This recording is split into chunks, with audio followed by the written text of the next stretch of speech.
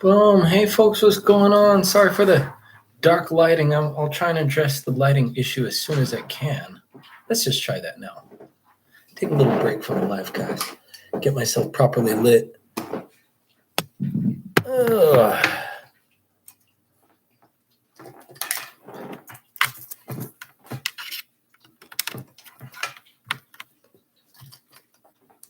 Ah. Urgh.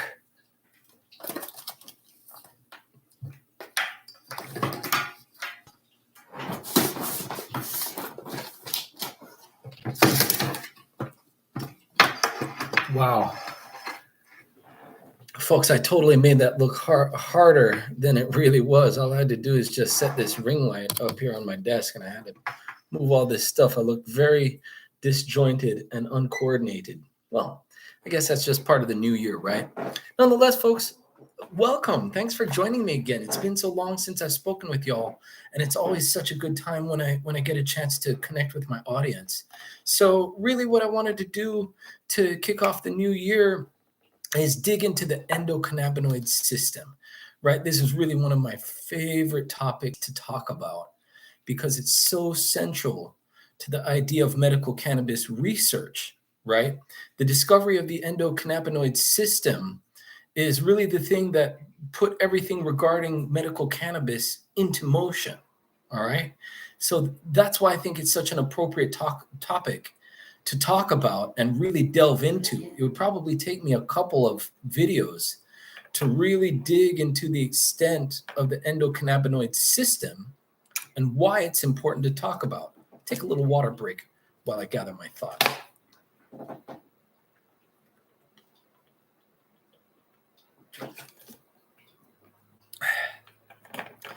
I hope you weed fans stay hydrated. I know that cottonmouth can jump up on you. Okay, so always make sure and stay hydrated, cannabis fan or not. All right, increasing the blood volume is always a good idea. All right, so I'd like to endorse that. Nonetheless, so the endocannabinoid system. All right, let's just talk about this, what it is, its structure, where it resides, and why in the world I'd be talking about it. Well, the reason why I'd want to dig into something like the ECS is because it's the most widespread system of receptors in our body, more highly distributed than any other system of receptors. Okay, so let that sink in. The receptors that are made to receive the cannabinoid molecules, the THC, the CBD, the CBG, the CBN, all of the accessory molecules that come in the whole leaf plant, these things are received by the most extensive system in the human body. All right. So it's the system to receive cannabis or the cannabinoids, excuse me, both the endogenously produced, meaning produced natively inside the body without toking it, and the exogenous, meaning meaning outside, the exogenous cannabinoids, which are also called phytocannabinoids, phyto meaning plant, right? The plant derived. Both the cannabinoids that are produced inside the body and the ones that we get from outside of the body, these molecules are received by a system of receptors that permeates the entire body, all 11 organ systems, okay? Most importantly, including the central and peripheral nervous system. The central nervous system is our brain and our spinal cord, all right? All of those bundles of nerves. The peripheral nervous system leaves the spinal cord and travels to the distant target organs, be it a blood vessel, a visceral organ like your stomach, your liver, your kidney, your colon, what have you, or some other end target organ, a muscle, for example. All right, that's the peripheral nervous system.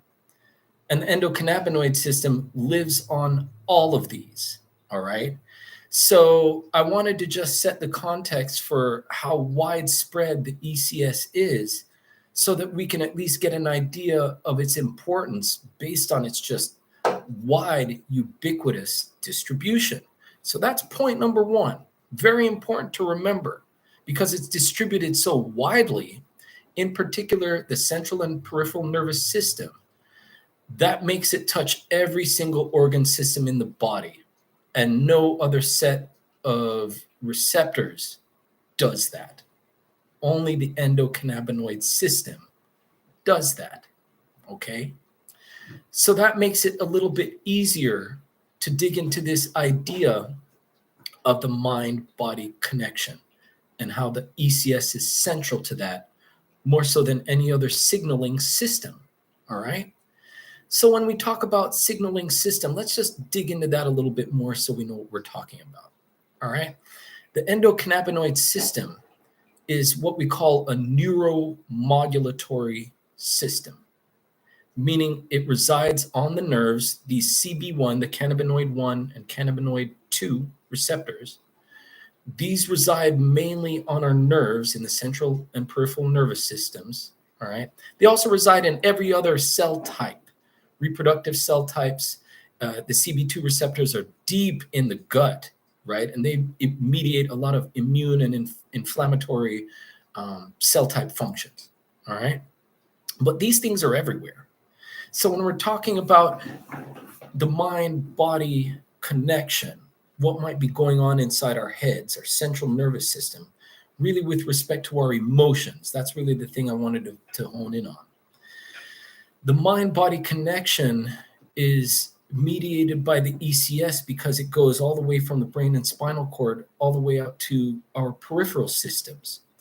The mind and body is innately connected. For example, I like to use the anxiety example because it's so common in everyday life. And its effects range far beyond whatever might be going on just inside our heads. You know, you can query someone who has anxiety. They oftentimes complain about muscular tension, especially in the head and the neck. Anyone who is anxious has had a tension headache, and that tension headache can oftentimes extend all the way down, especially into these tender neck muscles. And you'll have patients with anxiety oftentimes complaining about cervical cervical meaning this neck pain, not the other cervix. Won't get into that. That's another topic. We can just ignore that statement, right? We'll go back and we'll edit that. God bless YouTube for the editing function.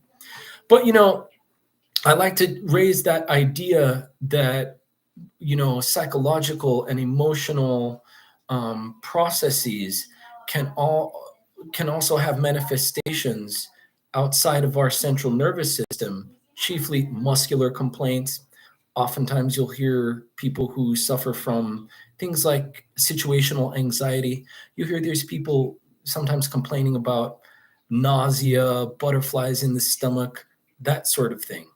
So having physical, what we call somatic manifestations of things that are going on inside our heads, this is nothing new. It doesn't come to a surprise really as anyone to anyone.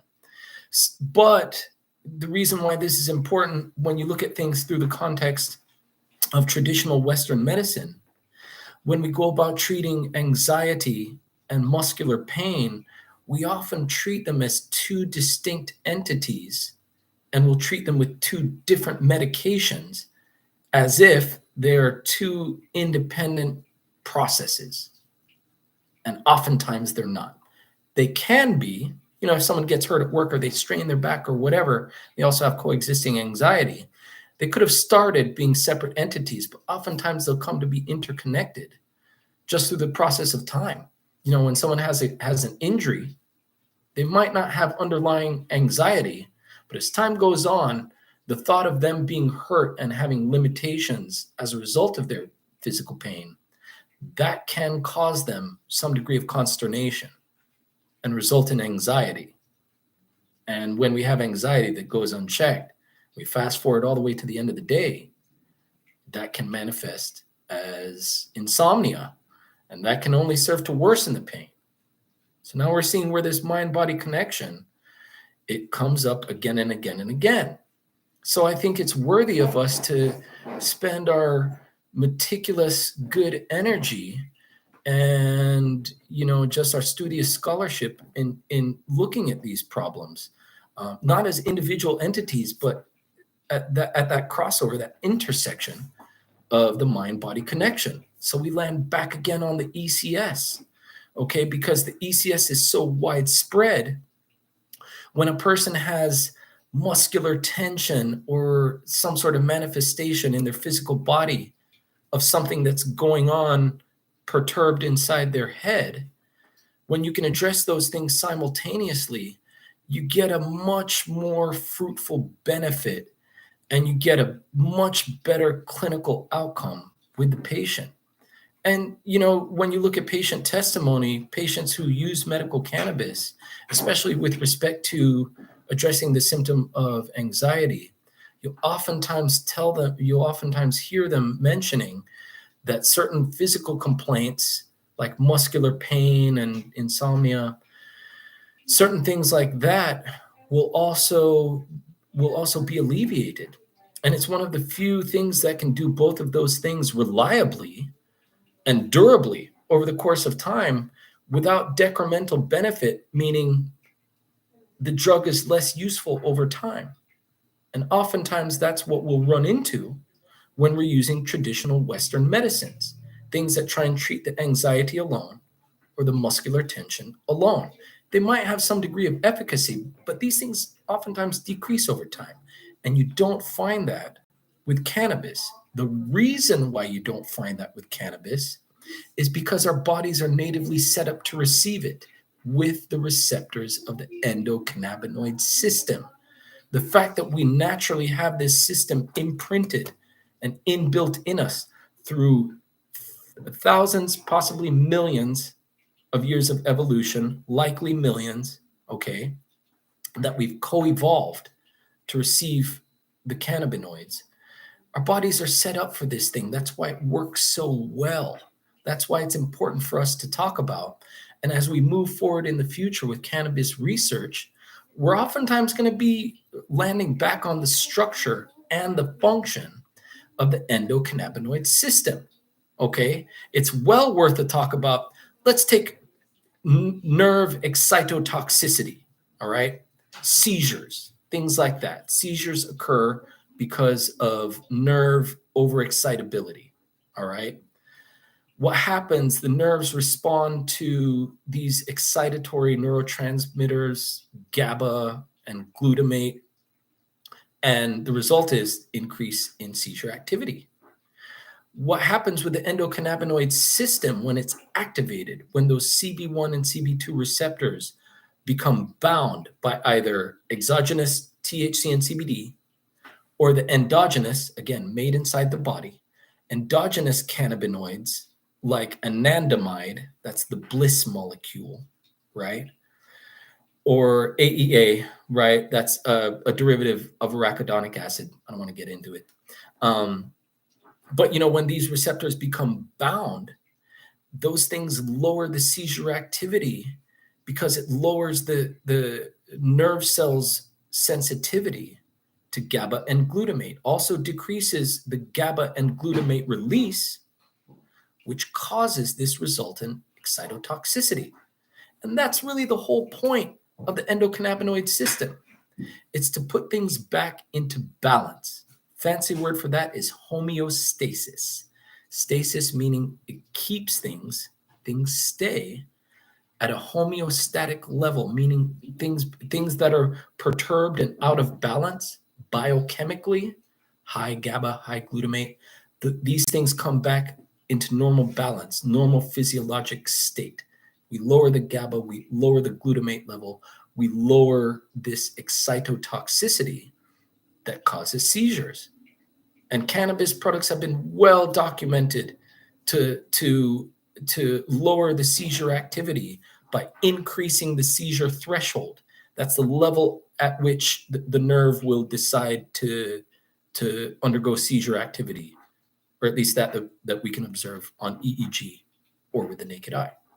Okay, so that's the reason why I wanted to dig into this whole idea of the endocannabinoid system that we have natively in our bodies to keep ourselves back in balance. It's a beautiful thing because there's no other system that we know of that's so far reaching and can have so many effects widespread over so many organ systems. It's fascinating just from a scientific inquiry standpoint. And that's the reason why I'd like to raise awareness to it, because all the cannabis research that we're pouring our energies into, they're focused on the endocannabinoid system, because that's the heart of where these therapies are directed. It's that CB1 and CB2 receptor and the enzymes for the synthesis of our endocannabinoids and for the breakdown and recycling of these endocannabinoid metabolic products. All right. So the ECS is at the heart of that mind-body balance that's so important. So for us, really, it's just instructive to keep that ECS well maintained. And when we're under conditions of endocannabinoid deficit, well, the simple fix is to just fix that deficit.